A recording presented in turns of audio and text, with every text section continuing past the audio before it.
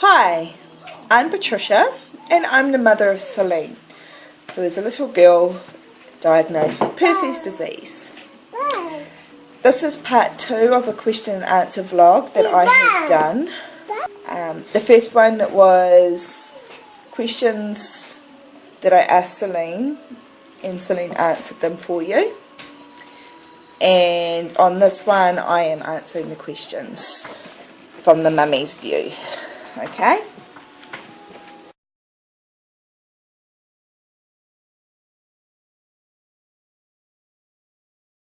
So Perthes disease is when, it's a really hard concept to understand. Basically, in your hip, you have your pelvic bone, obviously, and your femur head goes inside as a joint. A normal healthy femur joint is like this, nice and round and solid and strong. But Perthes disease occurs when the blood supply to this part stops supplying the blood, and so the hip, well, the head is no longer nice and strong and healthy and no longer round. And what it does is starts disintegrating, so it becomes flat, and if it disintegrates enough it can actually come out of the hip joint. Okay, that's a basic understanding of what Perthes disease is.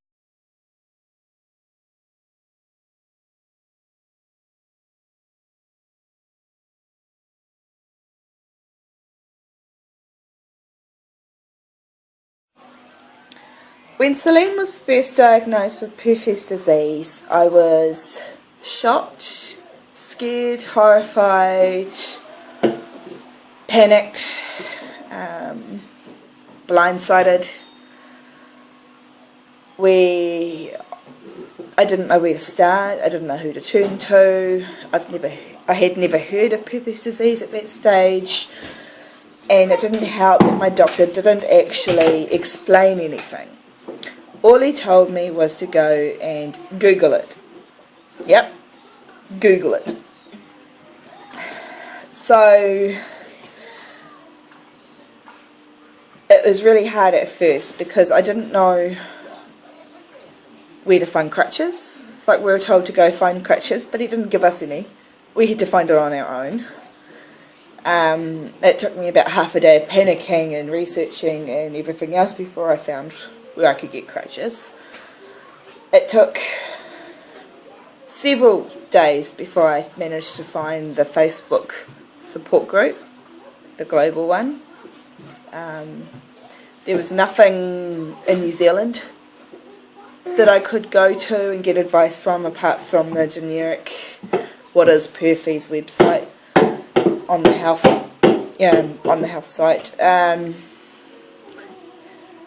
So yeah, the first few days were a bit panicky and oh my god, what's going on and what do we do and stuff, but we eventually settled down and worked things out.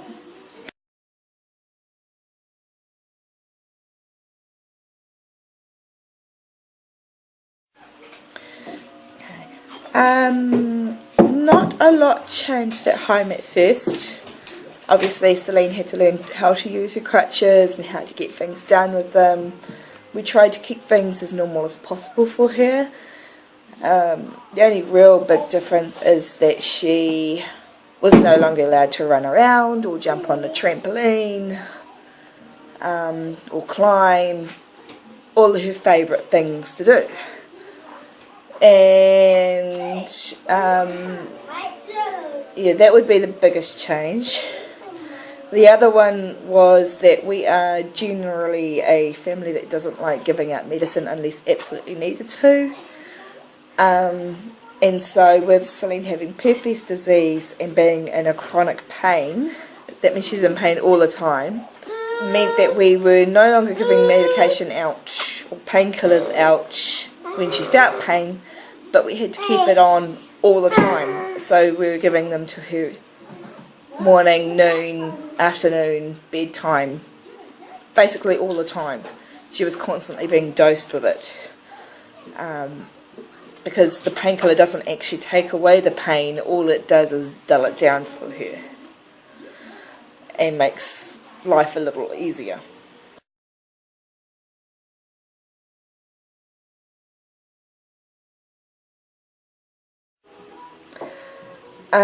Celine finds having to use her crutches and being restricted on her activities really frustrating, and she quite often takes it out in a tantrum. She does have moments of a lot of anger that we have to deal with, and it can be really frustrating for her. Yeah, it has been quite a learning curve.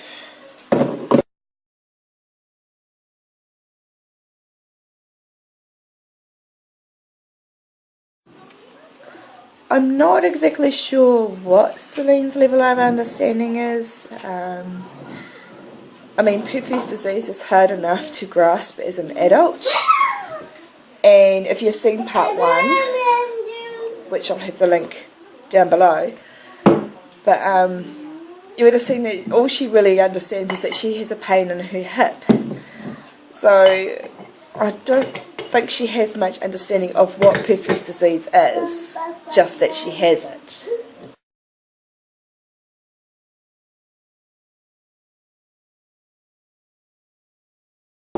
There are, well, for me, I'm not a psychologist, so I'm only a mum, but for me there's 2 main causes of her tantrums and her attitude. The first, of course, is her pain, because it's so constant and only dulled by the painkiller. It does get frustrating and it does hurt and it does annoy her, and so she can basically take it out in a tantrum, or giving me attitude. So that's the first cause, the pain level. And the second cause, to me, would be control. Celine is the type of person, yes, person, not child, person, who loves to be in control. The problem for her is that, one, she has Perthes disease, and that limits how much control she has over things, and that frustrates her. And 2, because she's also a child, and being a child, she doesn't have control over a lot of things. You know, she's constantly being told to do stuff, like clean her room and pick up her toys and get ready for school.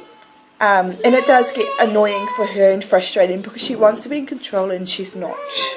So those are the main causes, I think, of her tantrums and her attitude. I could be wrong. As I said, I'm only her mother, not a psychiatrist. But there you go, that's my opinion.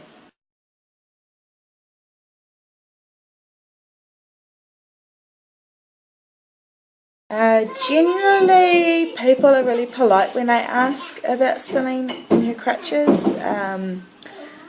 We had a lot of interest when we first started using the crutches, and we're starting to get a lot more interest now, because it's really unusual to see someone on crutches for 8 months. But when people ask, they're generally quite polite and they're just curious.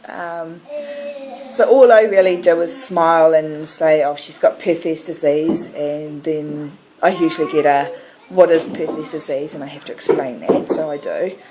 Had a really interesting one the other day when we were at the supermarket. The guy asked, oh, you know, she's been on those for a while, what's going on? So I said she's got Perthes disease, and he actually knew what I was talking about. He had a friend with a child who had Perthes disease. So, yay to people who know. Because it's such a rare disease, I'm always explaining.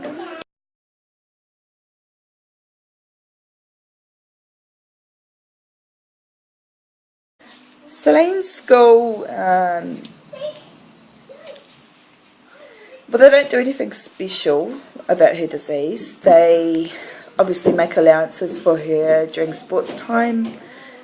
She goes and spends time with the other little girl that's usually, well, she's in a wheelchair and can't participate in sports either. So they go and do things like sewing or working on the computer, for example, when sports is on. They're very good about encouraging her to doing things on her own rather than getting help all the time, and they're very good at treating her like a normal child and not someone who is different.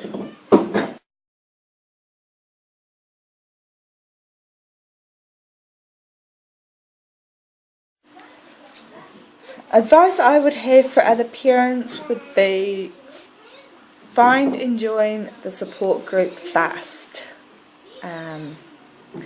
because that's my main source of information. Like when you Google, there are like the medical websites with the what is Perthes disease and all that, and it's fine, but it tells you really basically nothing about what your child is going to be going through. So join the support group. There is a huge range of people, from adults who had Perthes as a child and are still dealing with the consequences as an adult, other parents with children who's been diagnosed with Perthes, parents with multiple children who've been diagnosed with Perthes. There are children with bilateral Perthes and children who have just gone through from first being diagnosed and going through surgeries and often recovering and dealing with the consequences later. Honestly, there is a huge group in there, and there is something in there for everyone. And they're very good at giving you support when you need it. The other piece of advice I have is talk to your child's teachers. That is important, especially with school. Teachers need to know what your child is going through and how to deal with it and things like that. So that's my advice.